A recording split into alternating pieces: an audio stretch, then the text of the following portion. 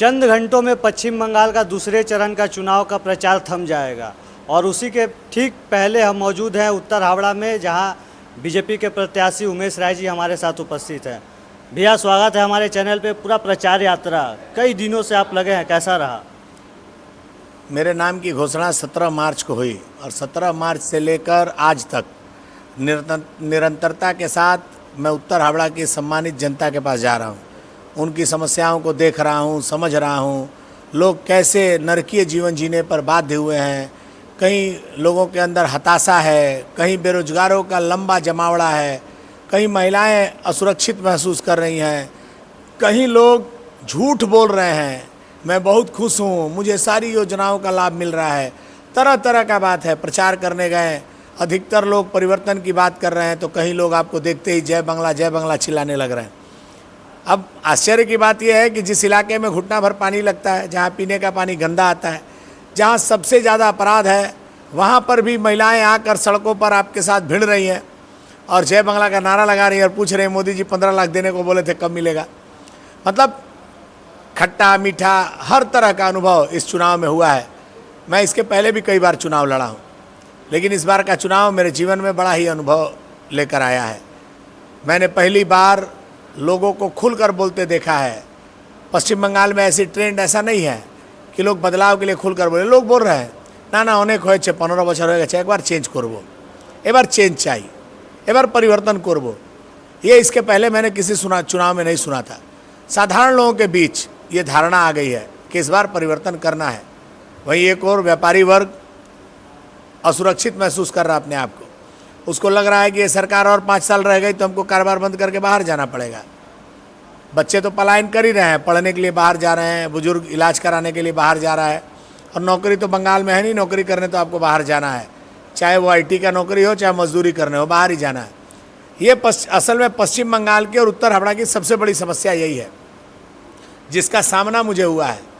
और यही लोगों की समस्या ने मुझे ऊर्जा दिया है। मेरा पैर टूटा था, उसके बावजूद भी मैंने पूरी एनर्जी के साथ लोगों के बीच और अधिक दूर तक जाने का प्रयास किया। मकानों में 9 तल्ले के मकानों में लगातार एक दिन, मैं परसों दिन 78 तल्ले मकान पे चढ़ा। मकानों का फ्लोर अगर गिरी 78 तल्ला 3 घंटा में। तो लोगों के बीच जाने से लोगों की समस्या सुनने को मिली और समझ में आया कि आने वाले 5 साल आपके लिए कितना चैलेंजिंग है। भारतीय जनता पार्टी की सरकार बनती है, मैं MLA निर्वाचित होता हूँ, तो आने वाला 5 साल मुझे एक दिन विश्राम करने का नहीं देगा। लोगों की इतनी आशाएं हैं भाजपा से। 70 साल में जो काम नहीं हुआ, लोग चाहते हैं कि भारतीय जनता पार्टी आएगी तो मेरा ये काम होगा। लोग का ये कॉन्फिडेंस है। लोगों को कॉलेज चाहिए, लोगों को हॉस्पिटल चाहिए, पीने का शुद्ध पानी चाहिए, ड्रेनेज सिस्टम अपडेट करना है, जल जमाव की समस्या से मुक्ति पाना है, बच्चों को रोजगार चाहिए, अच्छा माहौल चाहिए, लॉ एंड ऑर्डर अच्छा चाहिए, बस का भाड़ा किराया स्टैंडर्ड होना चाहिए, बस स्टैंड क्लीन होना चाहिए, इलाके साफ हो, नालियाँ साफ हो। ये सारा उम्मीद है लोगों को भारतीय जनता पार्टी की सरकार से। तब इस उम्मीद पर खरा उतरने के लिए 5 साल को 5 × 5 करना पड़ेगा। 25 साल का काम 5 साल में करना होगा। ये बहुत बड़ी बात है। लोगों का उत्साह है, लोगों का जुनून है, और जिस तरीके से जनता बोल रही है, मुझे पूर्ण विश्वास है कि 29 तारीख को जब मतदान होगा तो 29 तारीख के शाम को ये समझ में आ जाएगा कि भारतीय जनता पार्टी उत्तर हावड़ा की सीट कितने हजार वोटों से जीतेगी। मैं आपको 29 तारीख की रात को बता सकता हूँ। या आप जैसा आपने खुद ही बताया, जनता के बीच जा रहे थे। हमने बहुत प्रत्याशियों का चुनाव प्रचार कवर किया, कई लोग गाड़ी से, कई लोग बाहर रास्ते से, लेकिन हमने आपका भी चुनाव प्रचार कवर किया। आप घर घर तक जा रहे थे, तो क्या लगा उत्तर हावड़ा में क्या सबसे ज़्यादा ज़रूरी कौन सा काम है जो आप विधायक बनने के बाद सबसे पहले उसको प्रायोरिटी देंगे, सबसे पहले वो समस्या दूर करना चाहेंगे? देखिए, उत्तर हावड़ा का भौगोलिक स्थिति ऐसा है। इस बार के चुनाव में मैं नॉमिनेशन के दिन गाड़ी पर चढ़ा था और एक दिन एक रोड शो में गाड़ी पर 2 दिन चढ़ा। बाकी 17 मार्च से लेकर आज तक मेरा पूरा प्रचार मोटरसाइकिल पे हुआ है। गाड़ी पर चढ़ने का मौका ही नहीं मिला। इससे आप अंदाज़ा लगा सकते हैं उत्तर हावड़ा की स्थिति क्या है। दूसरा विषय, उत्तर हावड़ा के लोगों का सबसे पहला डिमांड है जल निकासी की व्यवस्था दुरुस्त करना। अब मैं अगर चुनाव जीतता हूँ, मेरी सरकार बनती है, तो मेरा सबसे पहला प्रायोरिटी है उत्तर हावड़ा के लोगों को जल जमाव से मुक्ति दिलाना। दूसरा, पीने का साफ पानी देना। ये दोनों नगर निगम का विषय है, लेकिन लोगों को उम्मीद अपने विधायक से है। ये करूँगा। लॉ एंड ऑर्डर सुधारूंगा 1 महीना के अंदर। हावड़ा कि सड़कें स्वच्छ रहेंगी। हावड़ा स्टेशन के बाहर एक वर्ल्ड क्लास बस टर्मिनल बनेगा, ये मेरा प्रायोरिटी है। एक कॉलेज टेक्निकल इंस्टीट्यूट बनेगा और एक सरकारी हॉस्पिटल बनेगा। इसके लिए मुझे जहाँ जाना होगा, जिसके दरबार में जाना होगा, जिसके सामने गिड़गिड़ाना होगा, ये लड़ने गिड़गिड़ाने का काम मेरा। लोगों को, उत्तर हावड़ा के लोगों को उनका अधिकार दिलाने का, उनका जो ज़रूरत है उसको पूरा करने का जिम्मेवारी मेरा है। मैं उसको पूरा करूँगा। यह प्रचार जब स्टार्ट हुआ था तो भाजपा के तो नहीं, देश के प्रधानमंत्री नरेंद्र मोदी जी, अमित शाह जी जब आ रहे थे प्रचार के लिए तो यहाँ की मुख्यमंत्री या तृणमूल के नेता बाहर ही बताते थे कि लोग बाहर से आ रहे हैं। लेकिन कुछ दिन से देखा जा रहा है कि उत्तर हावड़ा में भी या अगल बगल के सीटों में तेजस्वी यादव आ रहे हैं प्रचार करने के लिए, आज अरविंद केजरीवाल जी आए हैं प्रचार करने के लिए। तो ये इसको कैसे देखते हैं आप? ये ममता बनर्जी का दोहरा चरित्र है। ममता बनर्जी भारतीय जनता पार्टी के नेताओं मंत्रियों को बाहर ही बोलती है और यूसुफ पठान को लाकर गुजरात से चुनाव लड़ाती हैं, शत्रुघ्न सिन्हा को लाकर बिहार से चुनाव लड़ाती हैं। ममता बनर्जी का ये जो मापदंड है, यही देखकर ममता बनर्जी से लोगों को खिन्न हुआ है ना। कल तक वो बोल रही थी बहिरागत हो, बाहर से लोग लेके आ रहा, नेता मंत्री ला रहा, मुख्यमंत्री ला रहा है। तुम्हारे पास है क्या मुख्यमंत्री? तुम्हारे पास मुख्यमंत्री रहेगा तब ना तुम लाओगे। लाए हो चोर चोर मौसेरा भाई अरविंद केजरीवाल, जो भ्रष्टाचार के मामले में जेल खट के आया है। लाए हैं हेमंत सोरेन को बुला रहे हैं, तेजस्वी यादव को ला रहे हैं, जिसका पूरा परिवार का रोम रोम भ्रष्टाचार में भरा हुआ है। तो भाई जो जैसा रहेगा उसका वैसा ही संगत है। ममता बनर्जी का रोम रोम भ्रष्टाचार में डूबा है, उनका भतीजा पूरा बंगाल का संसाधन लूट के बैठा है, तो उनका दोस्ती तो तेजस्वी से, केजरीवाल से ही होगा ना, हेमंत सोरेन से ही होगा ना। आप जैसे रहेंगे आपका संगत भी वैसा होता है। वो लोग बोलते हैं कि संगत से गुण होता है, संगत से गुण जात। तो इनका जैसा संगत है वैसा इनका गुण दिखने लगा है। ममता बनर्जी का चरित्र ऐसा है कि 15 साल तक सत्ता में रहने के बाद उनके पास नैरेटिव क्या है, बीजेपी आएगी तो बंगाली को मांस मांस नहीं खाने देगी। अरे किसी मुख्यमंत्री के मुंह से ये बात शोभा देती है क्या? कौन क्या खाएगा नहीं खाएगा ये सरकार तय करती है। आप मुझे बताइए तो शुभेंदु अधिकारी क्या खाएंगे, दिलीप घोष क्या खाएंगे, समीक भट्टाचार्य क्या खाएंगे? मछली खाना छोड़ देंगे बीजेपी का सरकार आएगा तो। ये तो बिना सिर पैर का बात हो गया। इनको नैरेटिव सेट करना है, भ्रामक प्रचार करना है।